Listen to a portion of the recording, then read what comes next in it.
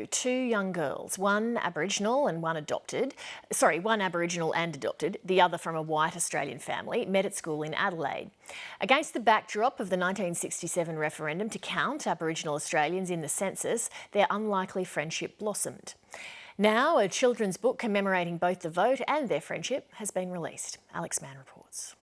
I don't think we thought that we were the smartest kids in the school. I don't think we were the smartest kids in the school. We weren't recognised. I mean, we never seemed to be. Mandy Brown and Marg Castles have been friends for 50 years. At school, we were very cheeky. We were the naughty kids in the classroom who were always laughing and had to be separated. We were sitting at the opposite end of the rooms. We'd still be being naughty. They had much in common, but they were also different. I knew that I was Aboriginal. I'd been told I was Aboriginal. I didn't know what that meant because I didn't really know any other Aboriginal people. My adopted family were British migrant parents who'd come out in 1958 to Australia on a £10 boat. They had adopted already a boy in England, so he was non-Aboriginal.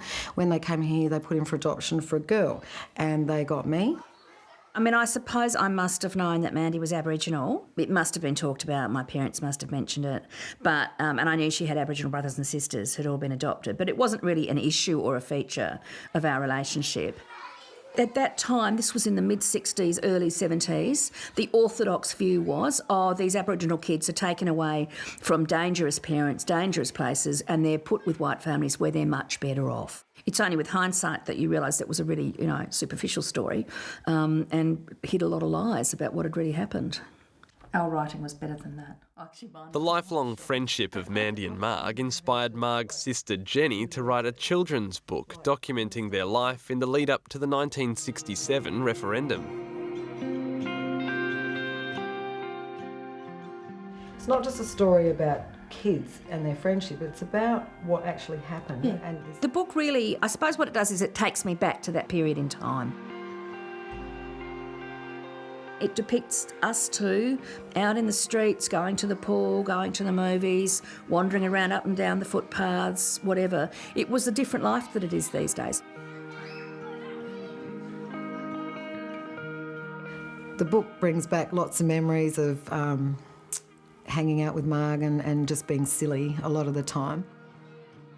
I think Marg and I cemented our friendship over like-mindedness. So we wanted to know the truth about things. We didn't want to be lied to. In the referendum, Australians voted overwhelmingly to count Aboriginal people as Australian citizens and remove discrimination from the Constitution. But on a personal level, life for Mandy was still tough. Having the surname Brown, that just became the brunt of every joke, that my skin was brown, you know. So, you know, what you see is what you get. That became a catchphrase of boys for years. People just calling me nigger, boong, abo, but that still happens today. We didn't seem to have much fear. Like, No. we did some crazy stuff. I think having Marg as a friend, like she had my back all the time, so I didn't feel alone in dealing with this. It was like, no, we're in this together and we're against all this. Like, we're not going to sit down and take this lightly. Not that we did anything about it, but we plot a lot. It's a beautiful, like, I've only been here, 20 years, but the trees are really huge. Yeah, they've done a good job. It's beautiful.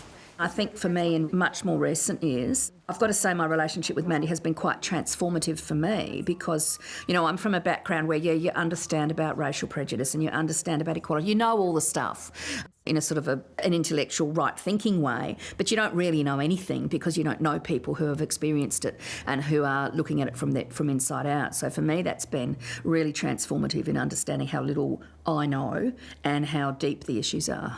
Jen's done a really good job here with putting in the historical, factual photographs. I think our story is important today on two levels. It's important for people who read it to understand the relationship that we had and that in those days it was unusual. And it's really important. I think it's also really important because it reminds young readers or older readers that within our lifetimes there was some really draconian and oppressive laws that needed to be changed by a vote of people. And that's not really a whole lot different from today.